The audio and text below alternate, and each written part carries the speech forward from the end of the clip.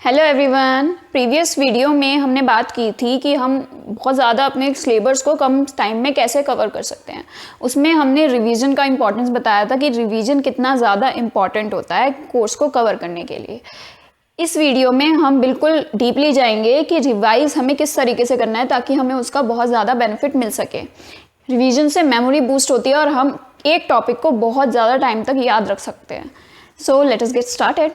I am so sorry, ये video थोड़ा late है because I was studying about revision so deeply. In this video you will know about my own experience. पहले मेरे को बिल्कुल exams में याद नहीं रहता था, मैं भूल जाती थी, पर अब मेरे को बिल्कुल अच्छे से याद रहता है एक एक कॉन्सेप्ट जो मैंने याद किया है just because of revision. Our first point is revise within 24 hours. हमें स्टडी के 24 आवर्स के अंदर अंदर रिवाइज ज़रूर कर लेना है।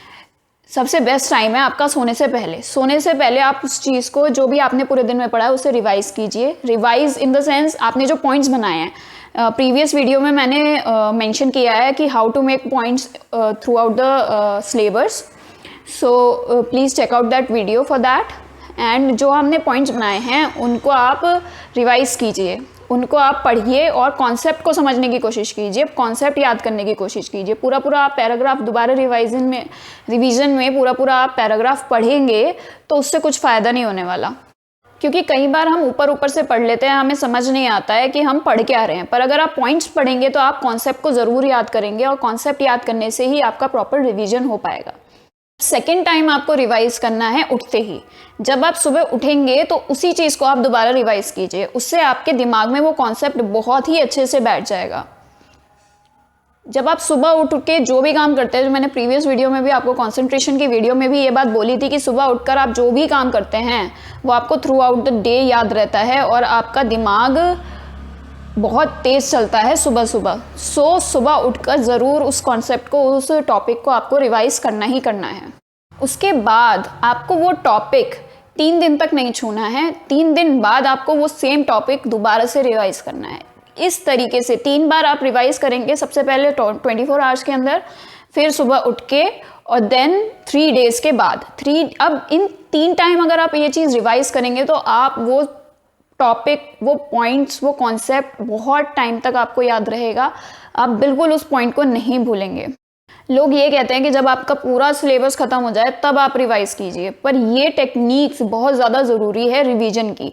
अगर आप उसी समय उस चीज़ को रिवाइज़ नहीं करेंगे तो आप जब दोबारा रिवीजन करने बैठेंगे तो you will back to the square one, क्योंकि आपको याद ही नहीं होगा कि आपने पढ़ा क्या था। फिर आपको दोबारा से वो चीज़ पढ़नी पड़ेगी, वो चीज़ याद करनी पड़ेगी।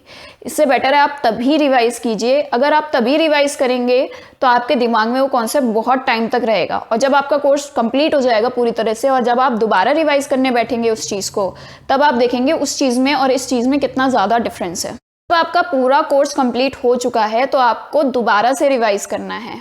वो किस तरीके से करना है, आप प्रीवियस ईयर्स के क्वेश्चन पेपर उठाइए और उन्हें करके देखिए।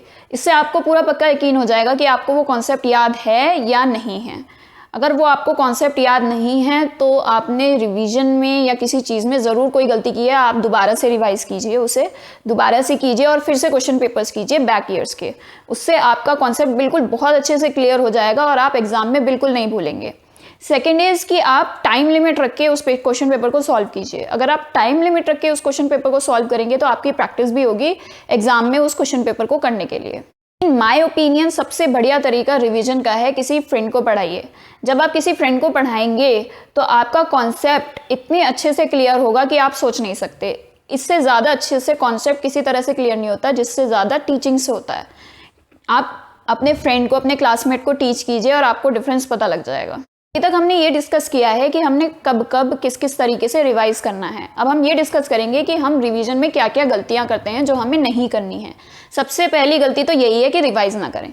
अगर आप रिवाइज नहीं करेंगे तो बिल्कुल वेस्ट है, आपका जितना भी आपने पढ़ा है सब वेस्ट जाएगा, कोई फायदा नहीं होगा पढ़ने का। एग्जाम में आप भूलेंगे ही भूलेंगे, इसलिए revision is must. Second is concept clear ना करके रोट मेथड यूज़ करना। अगर आप रोट मेथड यूज़ करेंगे, रटते जाएंगे, रिवीजन में भी रट्टा ही मारेंगे तो बेकार है सब कुछ, कोई फ़ायदा नहीं है ना पढ़ने का ना किसी और चीज़ का। Third and the most important point, कभी भी एग्ज़ाम से 30 मिनट पहले आप रिवाइज नहीं करेंगे। एग्ज़ाम से आधा घंटा पहले आप बिल्कुल अपनी कॉपी किताब सब अपने रख दीजिए दूर और कुछ रिवाइज मत कीजिए। अगर आप उस 30 मिनट्स के पीरियड में कुछ भी रिवाइज करते हैं तो ये बहुत ज़्यादा पॉसिबल है कि आपको सिर्फ वही याद रहे एग्ज़ाम के टाइम पे।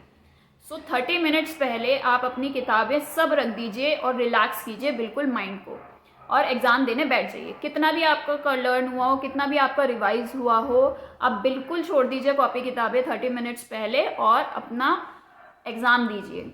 इससे आप फ्रेश माइंड से एग्ज़ाम देंगे। अगर आप रिवाइज करते रहेंगे लास्ट मिनट तक एग्ज़ाम के, तो आप बिल्कुल भी फ्रेश माइंड से अपना एग्ज़ाम नहीं दे पाएंगे। तो ये रिवीजन में सबसे ज़्यादा मोस्ट इम्पॉर्टेंट पॉइंट यही है कि आप 30 मिनट्स पहले कभी भी रिवाइज नहीं करेंगे।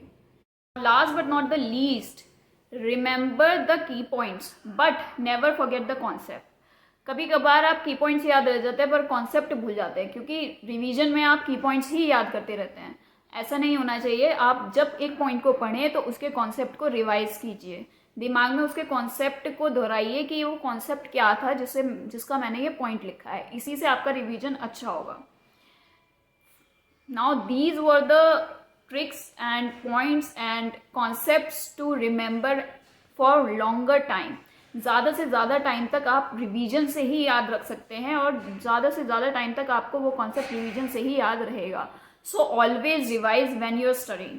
Now for more such videos please like, share and subscribe and hit that notification bell. और आप प्लीज़ कमेंट में मुझे बताइए आपको ये वीडियो कैसी लगी और आपको कॉन्सेप्ट कैसा लगा, और आप आगे रिवाइज करेंगे या नहीं करेंगे।